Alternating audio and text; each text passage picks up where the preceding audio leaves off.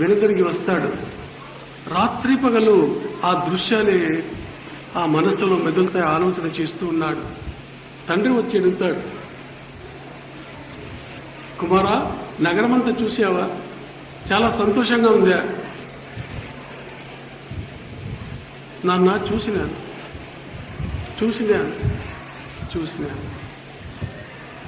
భార్య పలకరిస్తే పలకడం లేదు, కుమారుణ్ణి ఎత్తుకోవడం లేదు, భోజనం సరిగా చేయడం లేదు, సంతోషకరమైన మాటలు మాట్లాడడం లేదు.